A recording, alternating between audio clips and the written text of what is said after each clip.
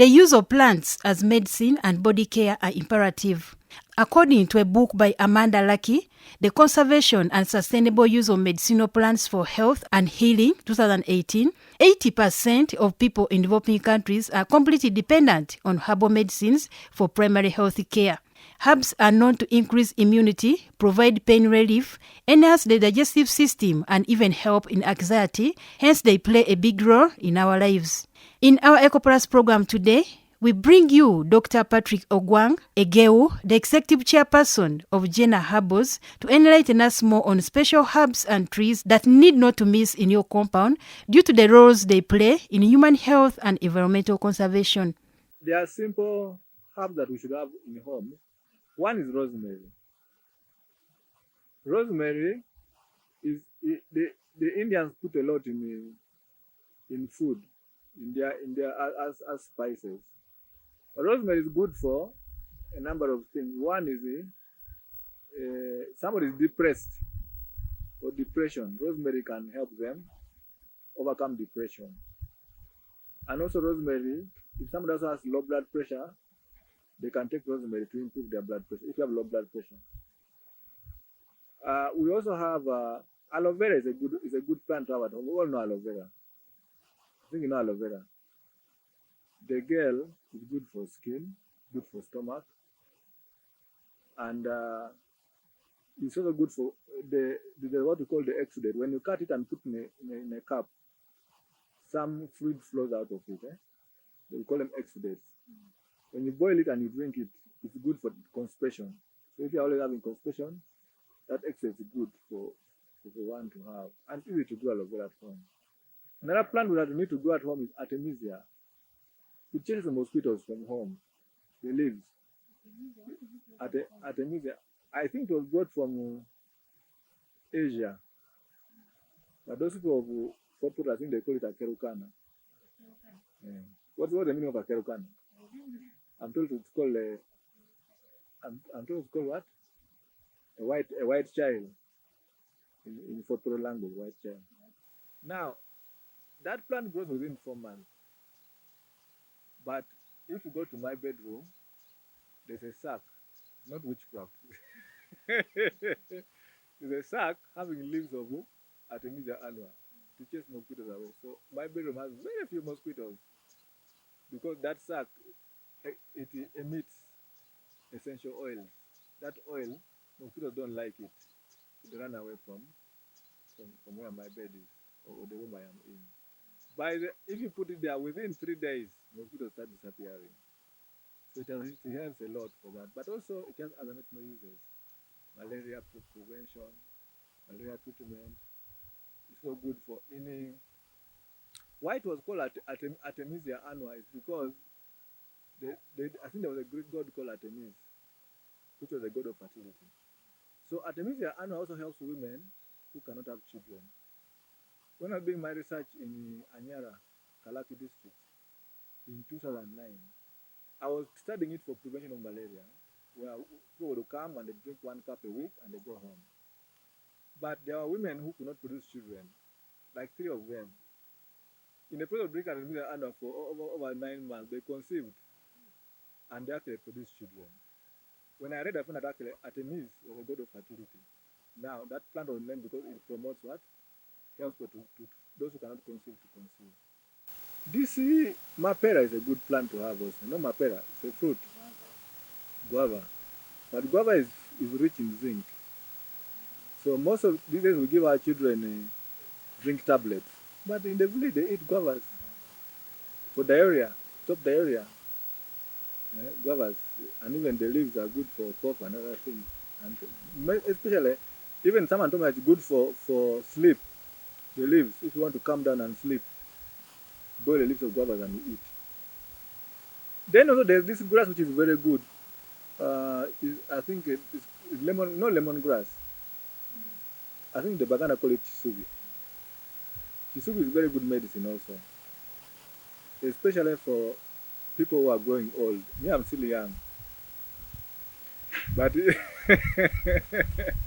but if you are growing old, you should drink more chisubi regularly because chisubi works like aspirin. it prevents stroke. It makes the blood thin. So the blood clotting is reduced. Yeah? So people, instead of taking aspirin, just make your tea with chisudi and you drink. Chisudi is also good for people who have sickle cell disease. It also has anti-sickling property. It makes red blood cells not to sickle. So if a child has sickle cell, they can drink chisudi tea. It helps them. Flora africana is well known for prostate enlargement treatment. See, when people reach above 45 years or 50 years, okay, they say the prostate starts to increase in size from the time somebody is still, a man is born. As africana, as being useful for a number of diseases, but scientifically we studied it for enlarged prostate and prostate cancer. As I said, almost every man in their lifetime will develop enlarged prostate. And some go on to develop prostate what? Cancer. Now, Prostate africana has compounds in it that actually slow down enlargement of the prostate or reverse it. We have beta-testosterone, endocarcinol, ferulic acid, and many others scientifically established to slow down the enlargement of the, what? Of the prostate. But also, they also relax the prostate smooth muscle.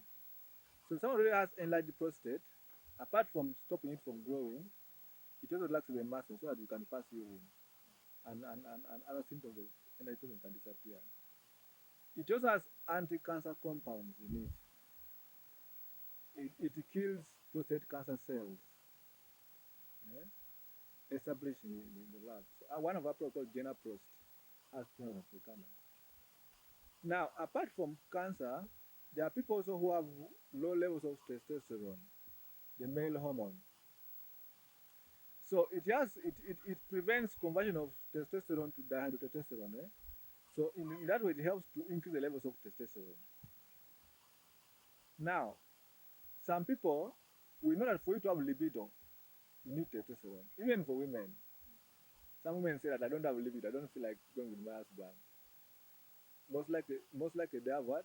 Lower levels of testosterone. Because even women have some bit of testosterone, not like men. So Prostate africana also helps them to improve their level. But now I'm also studying it for breast cancer. Breast cancer seems to also be helpful. The breast cancer, which is what we call hormone sensitive, the one is promoted by the hormone, seems to be useful also for that. And so I encourage people to take Prost or Prostate africana as tea to help slow down prostate what?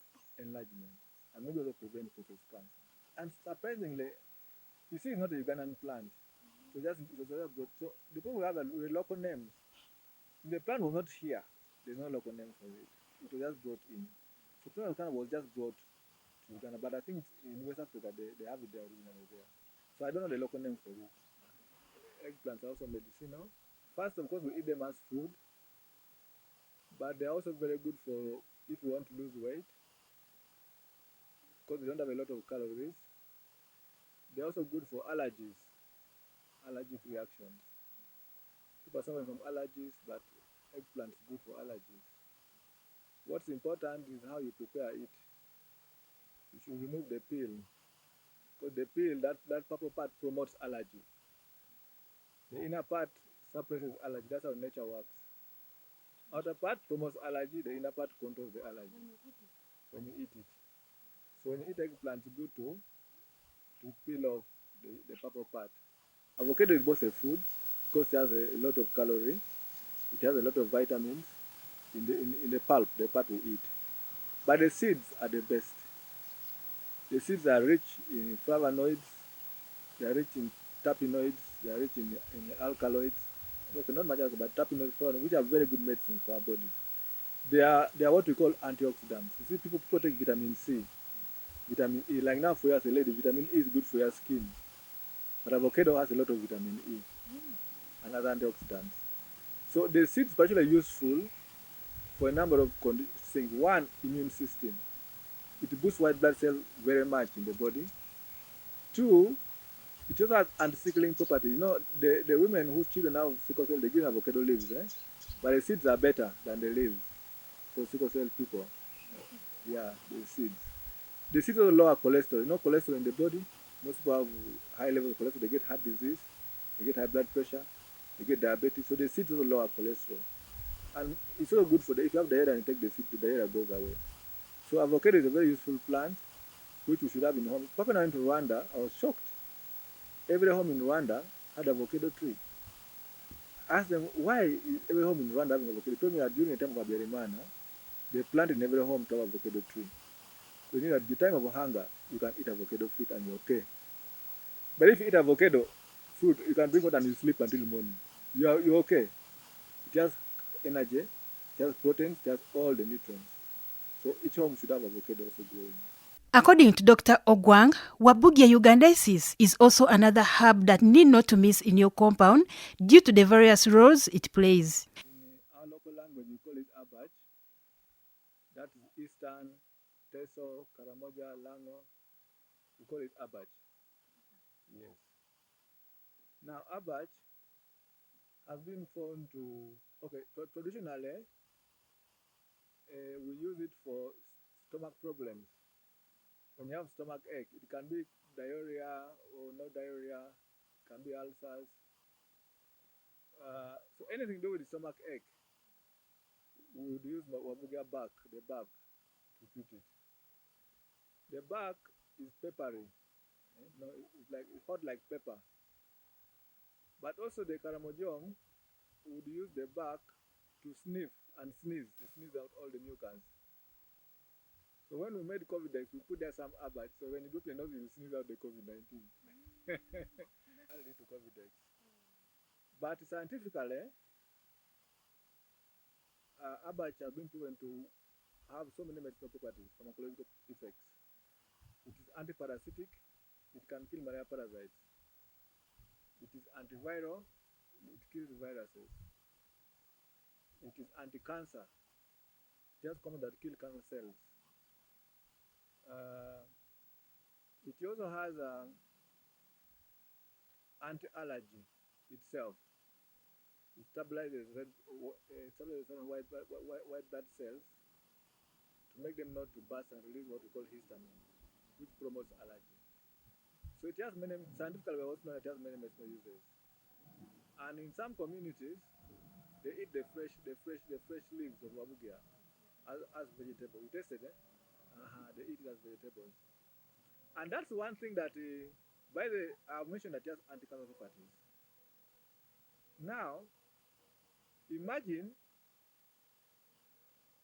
you eating the vegetables regularly as food, but just anti-cancer compounds. Now, what we know about cancer cells is that everybody has cancer cells, even children. But there's what we call threshold level for it to become a disease.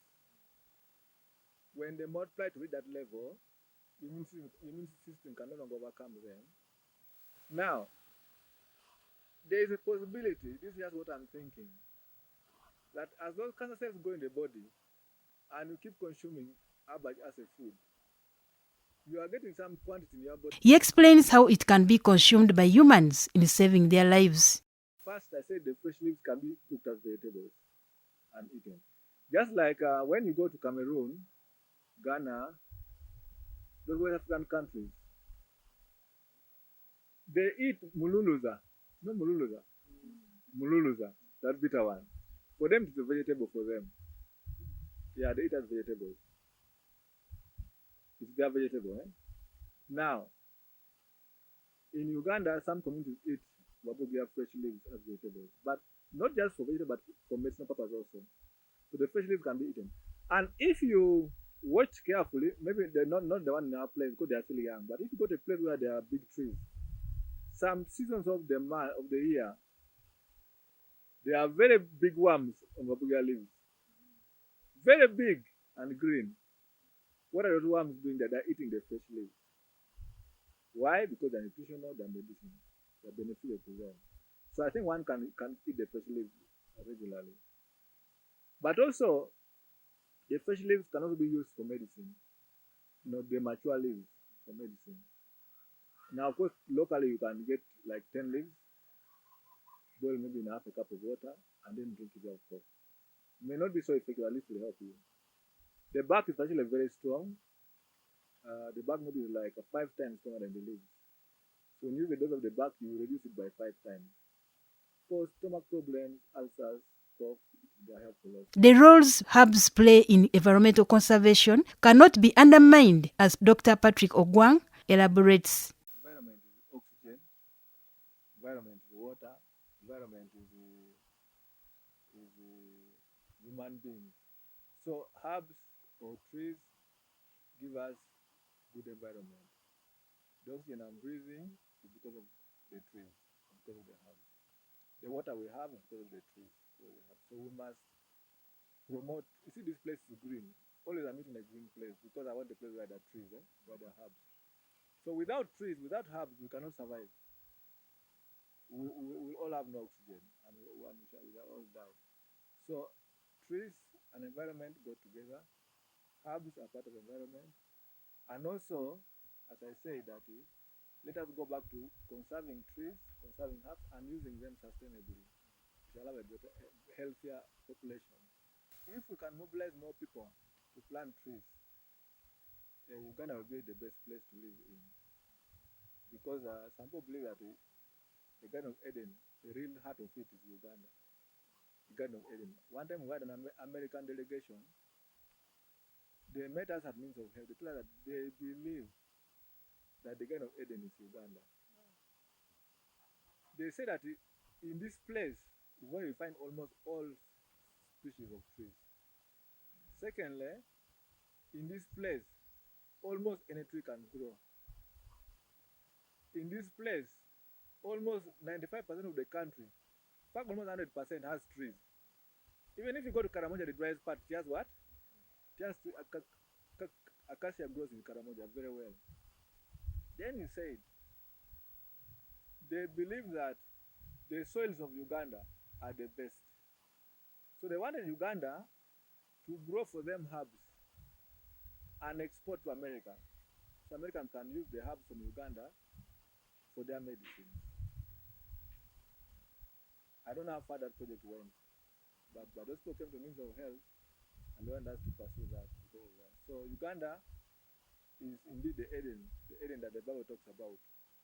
So we need to improve the conservation of trees. And because of that, Churchill called this place the Pearl of Africa, but in reality, it's the Eden of the world because of the beauty of it. So we need to restore that beauty back. And we don't need to actually struggle for land. There's a lot of land in this country. We need to plan it well. Land for human use, land for forests and animals and so on. The problem we have now is that we don't have a plan.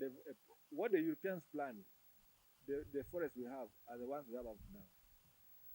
Government has not made any plan to separate land for human use and land for nature, for environmental conservation. So we need that.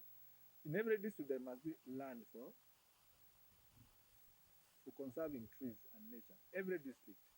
And suppose we don't know, 10 acres, 20 acres, it's enough in every district. Nobody should use it for other purpose. So I think we need to do that and to be useful for our country. In the many years he has done research on herbal medicine, Dr. Ogwang is developing a medicinal food concept to assist the public in addressing health problems. And that concept of medicinal food is very important. It's a concept I'm developing. Medicinal food. Food and medicine. The father of medicine, Hippocrates, he said, let your food be your medicine and your medicine be your food. Meaning that the two should be interlinked. Whenever you're eating your food, ask yourself, where is the medicine in it? Don't just eat kalo, chicken. Where is the medicine? The medicine is the herbs. There should be some bit of mululu there. There should be avocado there. Because that's the medicine. You see me like this. 100% medicine I use are herbs. Even as I age, I began using herbs in 2004. And I've saved a lot of money. A lot of money. I rarely go to hospital. No? Rarely. Malaria used to be a problem. I would get like 4 times a year. But these days I don't get. For now, the last like 15 years, no malaria. Because of herbs. Our children, they have learned the value of herbs. When they have cough, we give them our herbal medicine, general products. So I want to encourage people to learn about herbs. Let our children know about them. Because the Europeans deceived us when they came. They say that is witchcraft. That's not witchcraft. That is in nature. God provided nature. So, and even the medicine they use come from herbs. Coartem, quinine, digoxin, they all come from. But because we did not put scientific investigations, they deceived us. So I want to encourage people that if, in fact, for us to believe that every tree is a medicine. Every tree, only that you have not yet discovered. So let us preserve them. You see, this place is beautiful. It is green. That's why I always bring you here. It's green, looks because of the trees. If we went to, I don't know which place that has no trees, in Kampala here, but if we go to a place where there will no trees, not nice to stay in. So let us conserve the trees, let us use more herbs, and let us invest in them. Embracing the use of local herbs and gazetting land for their growth can help in saving lives and restoring lost ecosystems.